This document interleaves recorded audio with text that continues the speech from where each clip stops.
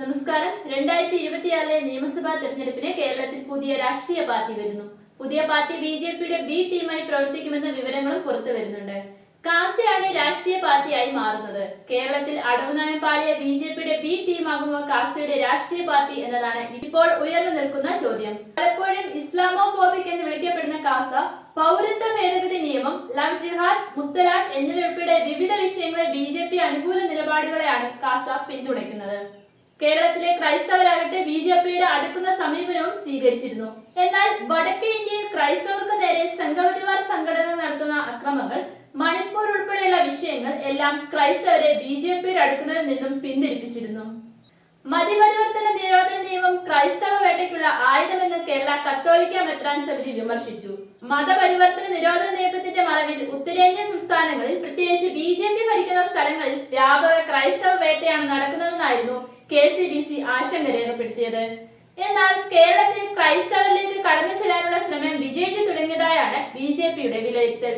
സഭാ നേതൃത്വവുമായി സൗഹൃദത്തിന്റെ പാലം പണിയാൻ പ്രധാനമന്ത്രി മോദി തന്നെ മുൻകൈയെടുത്തതോടെയാണ് മാറ്റം പ്രകടമായത്. ക്രൈസ്തവ വിഭാഗങ്ങൾക്കുണ്ടായിരുന്ന അകൽച്ച കുറഞ്ഞു വരുന്നത് പ്രയോജനപ്പെടുത്തിയാൽ സംസ്ഥാനങ്ങളിൽ കിങ് മേക്കർ ആവാൻ പാർട്ടിക്ക് വൈകാതെ കഴിയുമെന്നായിരുന്നു ബി.ജെ.പി നേതാക്കളുടെ വിശ്വാസം. എന്നാൽ ബി.ജെ.പി സ്വീകരിച്ച ക്രൈസ്തവ വിരുദ്ധ നിലപാടുകൾ ക്രൈസ്തവരെ ബി.ജെ.പിയിൽ നിന്ന് കൂടുതൽ അകറ്റി. കഴിഞ്ഞ ക്രിസ്മസ് കാലത്ത് പാലക്കാട്ടെ സ്കൂളിൽ നടന്ന ക്രിസ്മസ് ആഘോഷം തടസ്സപ്പെടുത്താൻ ഉൾപ്പെടെ സംഘപരിവാർ സംഘടനകൾ എത്തിയതും ബി.ജെ.പിക്ക് തിരിച്ചടിയായിരുന്നു. ഇതിനിടെയാണ് ബി.ജെ.പി അനുഭവം പുലർത്തുന്ന ക്രൈസ്തവ സംഘടനയായ കാസ രാഷ്ട്രീയ പാർട്ടിയുമായി എത്തുന്നത്. കാസയ്ക്കൊപ്പം ചേർന്ന് ക്രൈസ്തവരെ കൂട്ടുപിടിക്കാമെന്ന കണക്കുകൂട്ടലാണ് ഇപ്പോൾ ബി.ജെ.പിക്കുള്ളത്.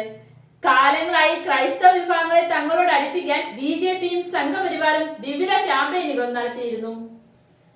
അതിന്റെ ഭാഗമായാണ് പുതുതായി ഉയർന്നു വന്ന കാസയ്ക്ക് അവർ നിലവിൽ രാഷ്ട്രീയ പിന്തുണ നൽകുന്നുവെന്ന സൂചനകൾ പുറത്തുവരുന്നത്.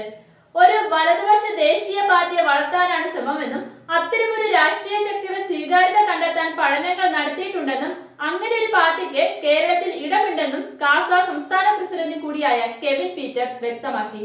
തദ്ദേശ സ്വയംഭരണ തെരഞ്ഞെടുപ്പിൽ സ്വതന്ത്രരായി തെരഞ്ഞെടുപ്പിൽ പോരാടാൻ താല്പര്യമുള്ളവരെ അല്ലെങ്കിൽ ദേശീയതയ്ക്ക് വേണ്ടി നിലകൊള്ളുന്ന പാർട്ടികളുടെ സ്ഥാനാർത്ഥികളെ കാസ പിന്തുണയ്ക്കാനും നിയമസഭാ തെരഞ്ഞെടുപ്പിന് മുമ്പ് രാഷ്ട്രീയ പാർട്ടി രൂപീകരിക്കാനും കാസ ശ്രമിക്കുന്നുണ്ട്.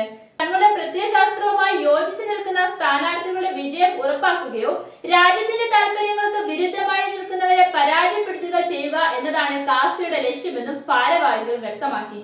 രാഷ്ട്രീയ പാർട്ടി രൂപീകരിക്കുന്നതുമായി ബന്ധപ്പെട്ട് നിയമസഭാ തെരഞ്ഞെടുപ്പിന് മുന്നോടിയായി കൃത്യമായ പദ്ധതി ആവിഷ്കരിക്കുമെന്നും കാസ നേതൃത്വം വ്യക്തമാക്കുന്നുണ്ട്.